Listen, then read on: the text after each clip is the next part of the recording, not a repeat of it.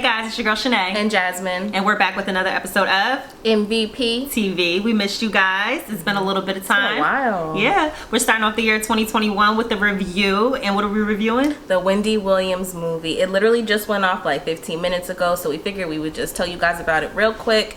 It was crazy. It was a 2-hour movie, and I think it covered a very small amount of topics for 2 hours. Yeah. And my impression of it, if I had to give like a one stamp impression, it would be she made the movie to spite her husband having an affair and having a baby.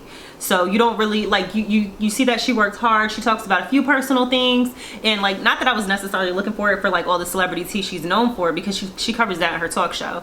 But I don't feel like you found out too much about Wendy. No, and I feel like for us being from New York and New Jersey, we grew up listening to Wendy Williams. Like that was the lady back then. And I feel like because we know her and we know like she has such a long career on radio, they literally only covered maybe like 6 years of radio in the movie, and I feel like her career was so much bigger than that. It was background noise. Yeah, it was so much. Noise. I feel like it wasn't the focus, and I feel like that's what she's known for is radio, and that wasn't the focus of this movie. Even like Charlemagne, which he's now in the Breakfast Club, and he's done like several other things.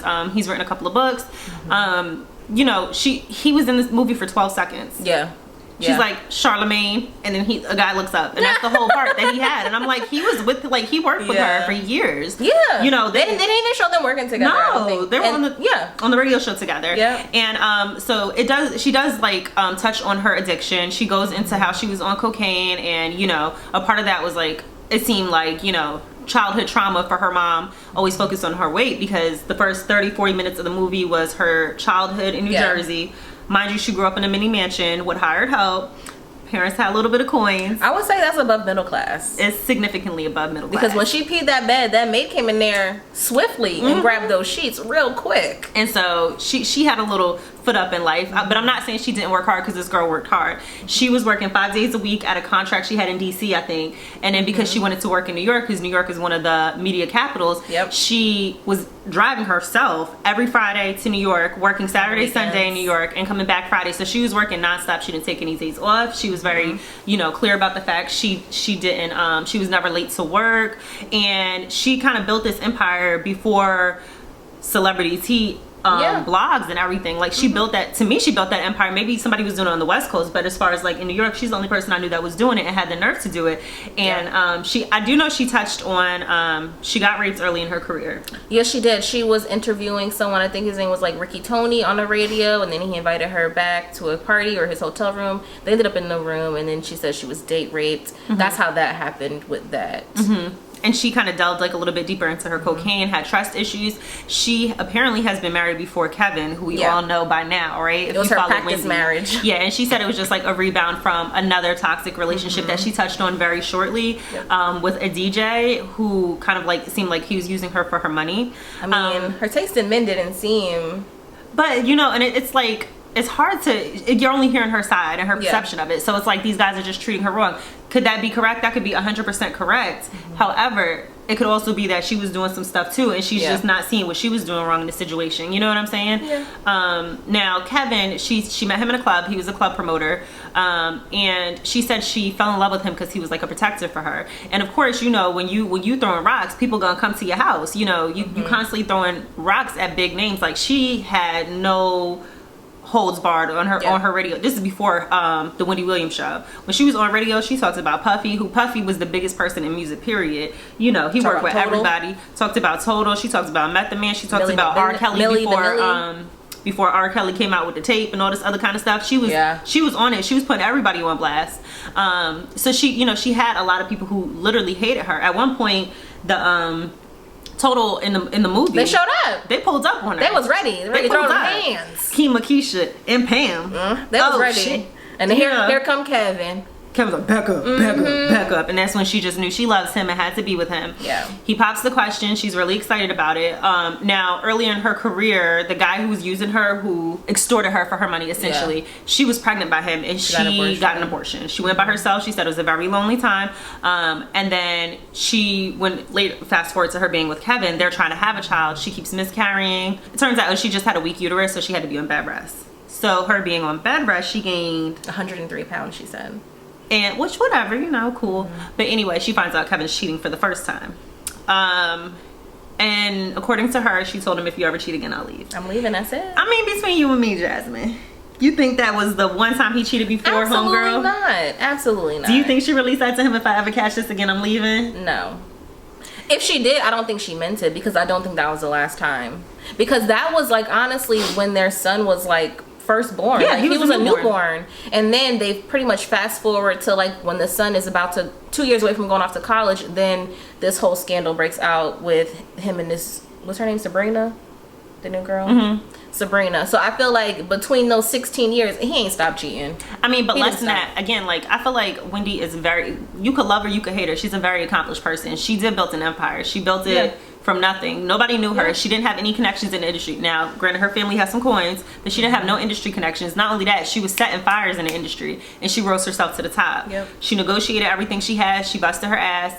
I feel like she could have focused on her life outside of her marriage. And it just shows, like, how hurt she still is. To make her biopic that's supposed to be about her life, all about her husband and his whore. That's who she kept referring to her as. Oh, my husband's whore is having a baby. My husband's having a baby with his mistress. And it even shows her going up to their house. So apparently homeboy, not only, like, he wasn't treating her like a mistress, he didn't keep her up in no apartment. That was his woman. That was like a whole relationship. ass house.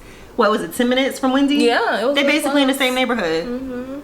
Their kids probably going into the same. It was a nice looking house. Well, I don't think that's the real house in the movie, but it looked nice. Well, she said, you know, she's commenting like, how much is he paying for this? And she's looking in the house, she's taking pictures, and she's like, he bought her a pool. He never bought me a pool. He got her a dog. I didn't get a dog. And then she doesn't tear nothing up. She's like, he bought all this shit with my money, and then spray paints like Kevin and Wendy forever. So you could still see she wanted him. She still hurt. And like, I understand love make you do some crazy things, but like, to me, that was kind of like, and I'm not victim blaming or victim shaming, it kind of made me question, like, why would you want to be with somebody that's, you know, treating you so bad? I get an abusive relationship, but it's like, you're not even trying to confront him. You just spray painting Kevin and Wendy forever.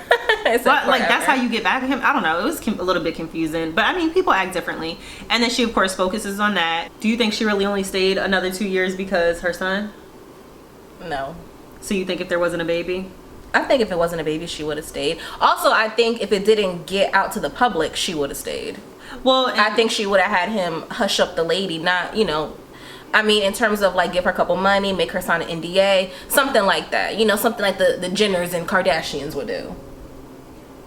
That's all. Or somebody else, but I'm not going to say it because it's your favorite celebrity. Don't do it. So I'm not going to say it. I'm not going to say it. But that one too. But that one too. You know. She big and he big. That's all I'm going to say. Her sister big too, but I'm gonna leave it at that. That's all I'm gonna say. My thing is, like, people have been saying that she knew forever, like since before he had a baby. Like, she know he does his thing, he got his girlfriends, and you know, whatever, as long as he comes home to her. But in the movie, she explicitly says like, oh, everybody thought I knew, but I'm gonna make this very clear, I didn't know. I don't know, like, it's hard for me to, I find it hard to believe that he cheated when, like I said, the son was a newborn and then didn't cheat again for another 16 years. And it's also hard for me to believe that you didn't know what he was doing when you know everybody else's business. How do you not know your own? I just feel like, me personally, she kind of did herself a disservice because she has so much resentment and anger and hurt, and I understand that. They was married for 20 years. I get it. I mean, it's hurtful. I get it. Yeah. I would never get over it neither, but also I wouldn't let him know he's still controlling so much of my life either. Yeah. You got a 3-year-old at the house. You are not my business no more. Yeah, I agree. I ain't gonna be, you ain't getting, I'm not breathing no life into you, especially when my name is something and your name ain't nothing. Goodbye. Yeah. I really think that she let him and this whole cheating thing like consume the whole movie. That's supposed to be about her and her career and her journey to where she is today, because like you said, she's super successful. So why is that a part of the movie? Well, it should be a part, right? Because it should be, but it shouldn't be as long as it was. I feel it was like the meat and potatoes. It was too much. It was the meat and potatoes of the dish, is what it was. Everything else was garnish. It was just fluff surrounding him cheating on her. I'm disappointed because I wanted to know more about like her radio journey. I agree. Because, you know, she met with some program directors, and we did too one day. We did. Shout out to you on K97. We built our own. And it didn't go like hers did, but I want to know like what she did. Like, give me some real tea. Like, right. I mean, things work differently because that was like in the early 90s. Yeah, it did. But still, I wanted to see more.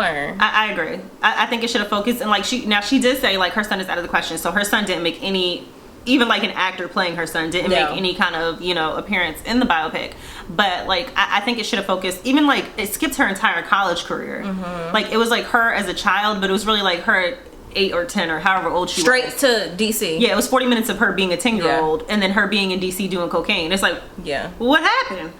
How'd you get here? It's like, I went to college and I'm on the radio and da-da-da-da-da. And then you see her like doing the coke and you're like, oh, Wendy, what happened? I think the actress did an amazing job. She did really, really. I wish I knew her name, I think but it was she very did well really acted. good. I think the movie itself was good, but so as a movie standalone, if I didn't know who Wendy Williams was, I'd say, you know, this might be a Tyler Perry film.